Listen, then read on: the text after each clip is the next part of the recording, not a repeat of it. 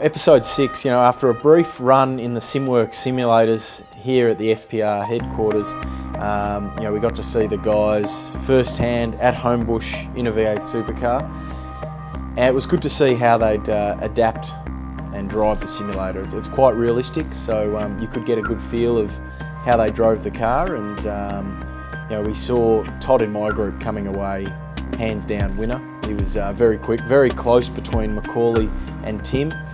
Adrian had a shocker, couldn't put a lap together, and he was left quite frustrated. But this was a good challenge for these guys. They were able to get a bonus if they could match the captain's lap time.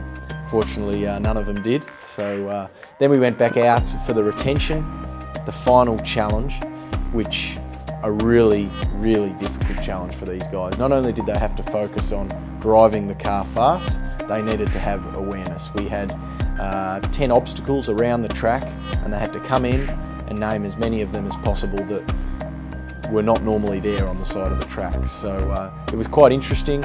We'd stop the car, they couldn't look around, they had to, within 30 seconds, basically name corner by corner what they've seen that didn't seem right to them. So the winner in my group was Tim. He nailed an awesome lap. He also nailed 8 of the 10 obstacles out there, which gave him the win. Macaulay was only the 3rd quickest on lap time, but by also remembering 8 of the 10, he got the 3 points.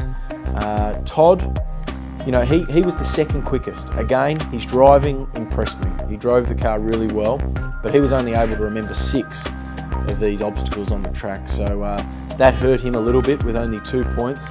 And Adrian, who's been absolutely on fire, was devastated. He felt a little bit hard done by being the first driver to go. He thought the tyres were a little cooler, didn't have the same level of grip.